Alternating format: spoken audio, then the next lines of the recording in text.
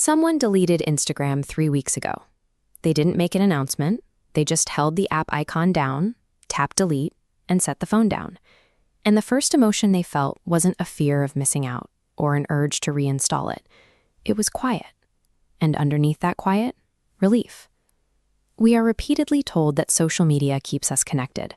But right now, a specific kind of highly sensitive, introverted person is quietly walking away from the feed. They are logging off to practice deep, necessary self-care. Understanding why so many people are making this quiet exit reveals the hidden psychological and physical price we are all paying for constant digital connection, a price nobody talks about honestly. To understand why the feed hits differently for some people, we have to look at how certain nervous systems are wired. This diagram illustrates sensory processing sensitivity. It is a biological trait, not a disorder. Think of it like a higher resolution setting for your brain. Where one person glances at a notification and registers a single data point, a highly sensitive person receives that same signal and their brain branches out, processing the mood and context on a much deeper level. In many situations, that deep processing is an asset, but layer that biology on top of a social media feed and a problem emerges. The feed is explicitly engineered to maximize constant, shallow stimulation. It throws an endless barrage of quick context switches at your brain to keep you scrolling and reacting. For the average user, dealing with that stimulation is like a slow leak in their social battery. But for a sensitive nervous system, the internal work required to process all those competing inputs is exhausting. 30 minutes of scrolling can leave a person feeling as though their entire battery emptied at once. When you feel exhausted from an activity that looks passive on paper, a specific kind of shame sets in. You assume you're fragile or built incorrectly for the modern world. You convince yourself that feeling drained by a phone screen indicates a unique personal failure. In reality, you are simply operating in a digital environment that is biologically too expensive for your specific nervous system to maintain. That biological expense gets even higher when you look at the specific content platforms prioritize. This introduces the empathy tax. Highly empathic individuals physically and emotionally absorb the states of others. You read an argument in the comments, and your body physically tenses up as if you are the one under attack. And the feed is not a neutral sample of the world. Algorithms surface the most emotionally charged moments, outrage, grief, extreme conflict, because high arousal emotions are the most reliable way to drive engagement. Consuming a concentrated stream of those intense emotions functions as heavy emotional labor. Your capacity to care about the world is finite.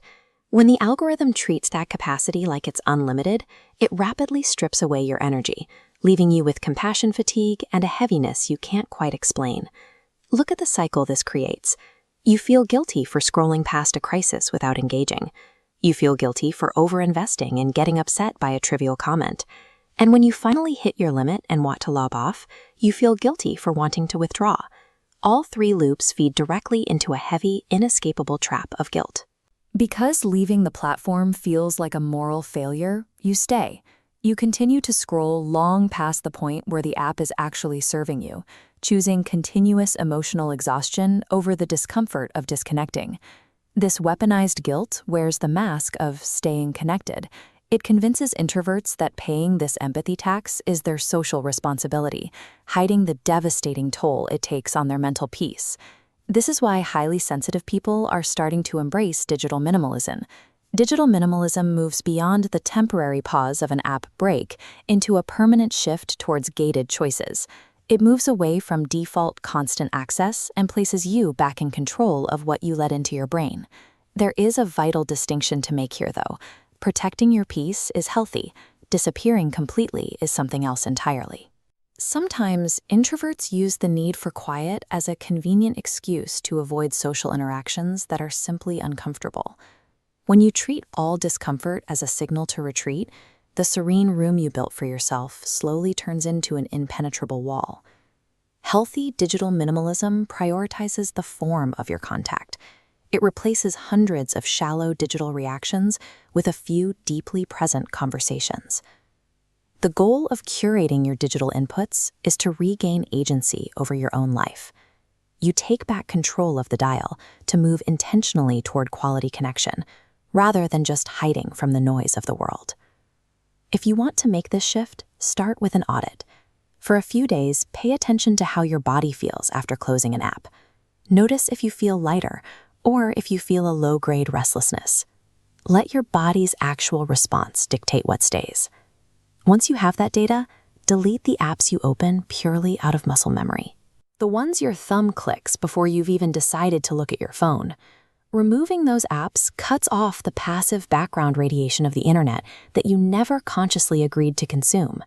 When you do this, prepare yourself for a mandatory 2-week recalibration period. Expect a strange, uncomfortable hum of restlessness. This initial discomfort marks the physical process of your nervous system withdrawing from a highly engineered stimulus loop. Enduring that outward gap is the toll you have to pay. It is the necessary path to break a reactive habit and allow your nervous system to settle back into a healthier, calmer baseline. When the digital noise stops, your attention span begins to deepen. You can sit with an original idea without the immediate urge to search for someone else's take. Creativity sparks again in the newly opened gaps of time because your mind finally has the empty space it needs to think. Social media's core metrics, constant output, high visibility, and immediate public reaction were built on extroverted norms. The platforms inherently reward behavior that comes least naturally to people who process information deeply and require recovery time. Choosing to step back provides a vital correction for a nervous system that has reached its limit. It aligns your daily habits with how you are actually made.